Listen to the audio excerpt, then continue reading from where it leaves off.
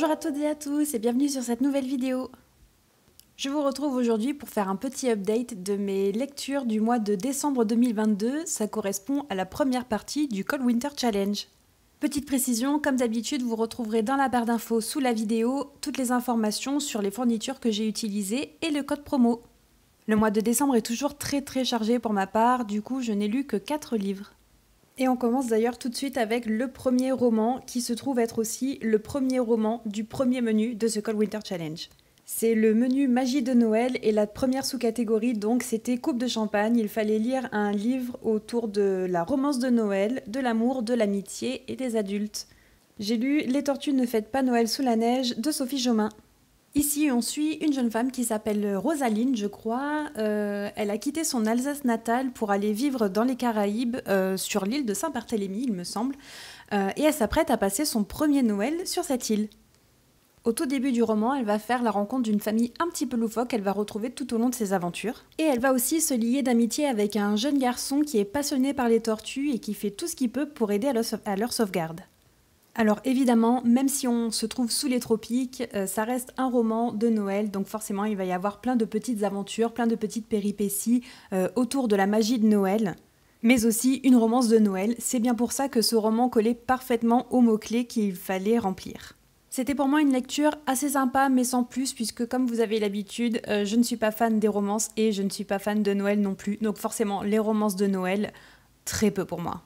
Ceci dit, si c'est le genre de roman qui vous plaît, n'hésitez pas, foncez, il est quand même vachement sympa. Il est disponible en grand format et en version poche aux éditions Charleston. Ensuite, dans le menu Hiver sombre et la sous-catégorie Fantômes des Noëls passés, il fallait lire un roman autour des fantômes, des voyages dans le temps et ou des jeux avec les époques. Et là, j'ai lu La petite boutique au poison de Sarah Penner, qui était déjà une relique de mon Pumpkin Autumn Challenge. Et celui-ci a été publié chez les éditions Faubourg Marigny.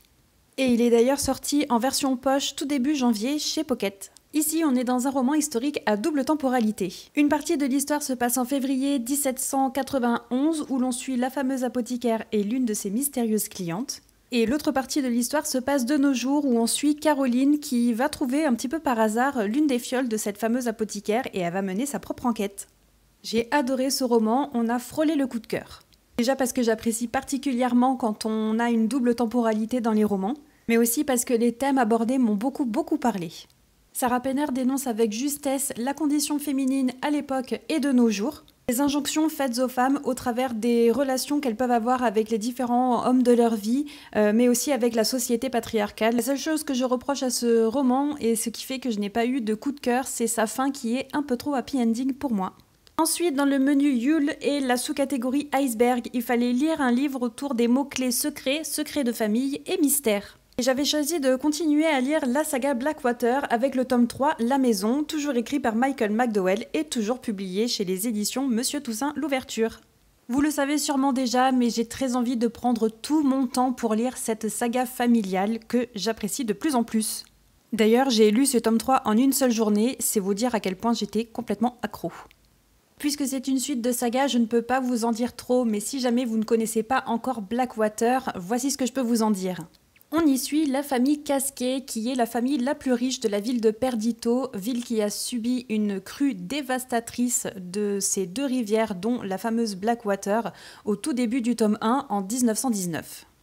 Au travers des 6 tomes de la saga, on va suivre les différentes générations de la famille Casquet. Et ce tome 3 débute à la toute fin des années 1920, donc la grosse crise financière arrive et ne va pas épargner la famille Casquet. L'autre chose très importante à savoir sur cette saga, c'est qu'elle est un petit peu horrifique, un petit peu gore et surnaturelle, sans forcément délivrer tous ses secrets. Et ce tome centré autour de la maison soulève encore plus de questions. Et on arrive au dernier roman que j'ai lu sur décembre 2022. Il fait partie du menu Hiver sombre et de la sous-catégorie Nakatomi Tower, où il fallait lire un livre thriller, suspense et enquête. Et j'avais mis dans ma pile à lire The Last, écrit par Anna Jameson et publié aux éditions Black Lab. C'est d'ailleurs un livre que j'avais gagné sur un concours Instagram grâce à Babelio et je les en remercie encore une fois. Ce roman cochait tous les mots-clés de la sous-catégorie puisque c'est un thriller post-apocalyptique. On y suit notre personnage John qui par un heureux hasard se trouvait en Suisse au moment où les bombes nucléaires ont complètement explosé et rayé la moitié du monde de la carte. John reste confiné à l'hôtel où il se trouvait au moment des attaques avec 20 autres personnes, 20 survivants. Sauf qu'au tout début du roman, il découvre le cadavre d'une fillette dans leur réserve d'eau potable. Qui parmi eux a bien pu commettre ce crime? Petit trigger warning ici pour consommation d'alcool et usage de stupéfiants. J'ai adoré l'ambiance de ce roman, on ressent la peur et la panique des survivants, mais je n'ai pas du tout aimé la résolution du meurtre, c'était vraiment trop tiré par les cheveux pour moi. Et on arrive déjà à la fin de cette vidéo. Vous pouvez voir ici le rendu final de mon bullet journal spécial lecture. N'hésitez pas à liker la vidéo si elle vous a plu, à commenter et à vous abonner si ce n'est pas déjà fait. Quant à nous, comme d'habitude, on se retrouve très bientôt pour une prochaine vidéo. Bye bye!